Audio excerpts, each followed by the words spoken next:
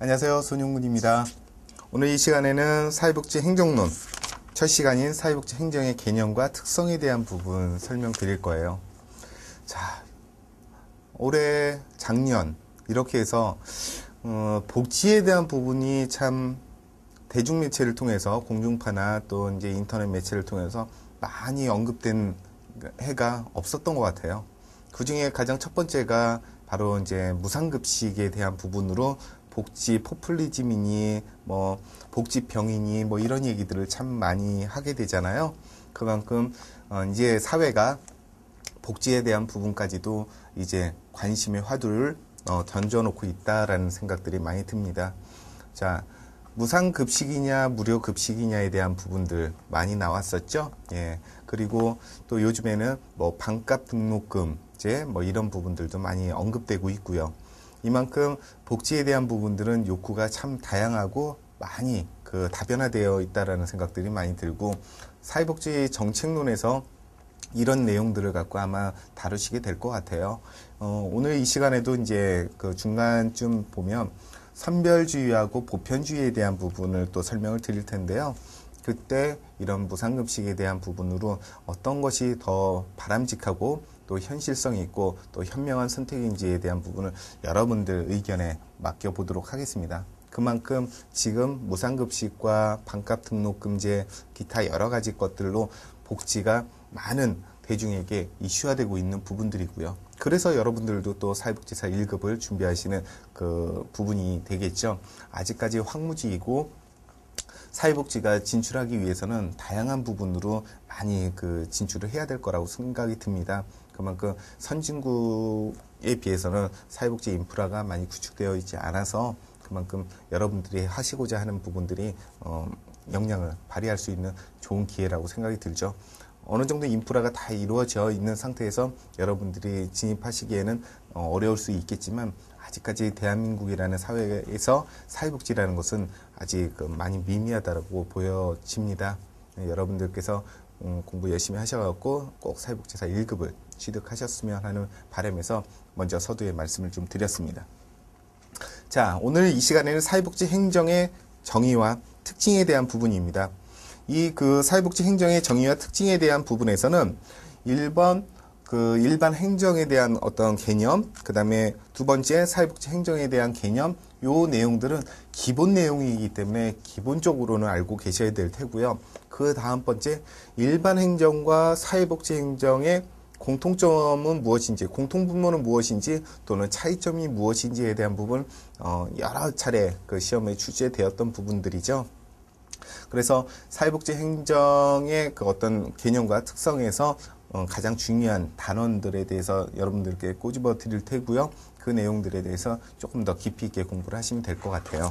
우선 사회복지 행정의 정의와 특성에 대한 부분을 먼저 설명을 한번 드려볼게요. 제가 지난번에 오리엔테이션 때 일반 행정이 더 큰 개념입니까? 아니면 사회복지 행정이 더 큰 개념입니까? 라는 부분을 질문을 드린 적이 있죠. 자, 일반 행정, 사회복지 행정.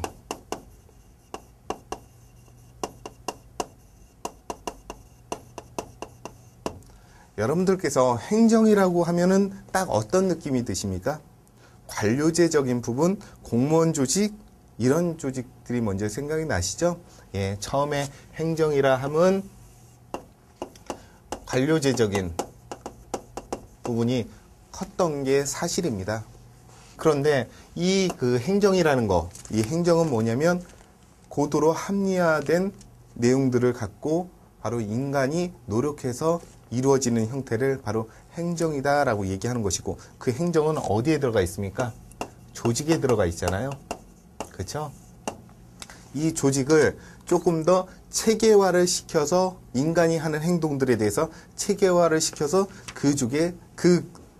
조직의 생산성을 높이는데 가장 큰 주안점이 있다고 보시면 될 것 같아요. 그러면 행정에는 여러 가지 행정이 있겠죠. 뭐 교통행정도 있을 테고, 또 문화행정도 있을 테고, 그 다음 뭐 인사행정도 있을 테고, 그 다음 뭐 법규에 대한 부분도 있을 테고, 기타 등등등이 다 있죠. 자, 그러면 그 중에 사회복지가 여기 이렇게 들어가 있는 게 아닐까? 라고 생각하실 수가 있죠. 그런데 우리는 어떻게 생각하냐면 우리는 사회복지를 공부하니까 사회복지는 여기에 들어가 있는 것이 아니라 이 부분 안에 모든 교통과 문화와 인사와 법규 등등이 다 포함되어 있더라. 왜요? 사회복지는 뭡니까? 제가 학생분들한테 이런 질문을 하면 제가 대답을 어떻게 얘기하냐면 나도 행복하고 너도 행복하고 우리 모두 행복하게 사는 거. 그렇죠? 사회복지라는 것은 인간의 삶의 질을 높여주는 거잖아요. 그죠? 자, 교통이라는 거. 비포장 도로에 아스팔트를 깔아놓게 되면 조금 더 편하게 빠른 속도로 다닐 수가 있겠죠. 누굴 위해서 만든 건가요? 인간을 위해서, 사람을 위해서 만들어서 조금 더 편리하게 이용하기 위한 부분이죠. 요즘에는 그냥 회사, 직장, 회사 가정, 또 직장, 가정 이렇게 왔다 갔다만 하지는 않죠. 중간에 문화시설, 즉 극장도 가기도 하고 콘서트장도 가기도 하고 또 유흥가들이 많은 곳에서 직원들하고 또 호프 한잔을 할 수도 있고 그런 것들은 어찌 보면 우리는 일을 하기 위해서 태어난 것도 있지만 살기 위해서 태어난 것도 있고 일을 해야 돈을 벌 수 있기 때문에 그게 자본주의 논리일 테니까요. 하지만 일을 하기 위해서는 뭔가 에너지가 충전이 돼야 될 테고 그 에너지를 충전하기 위한 다양한 방법들 중에 하나가 문화를 활용해서 삶을 영위할 수 있는 것이 더 오히려 바람직하지 않겠습니까?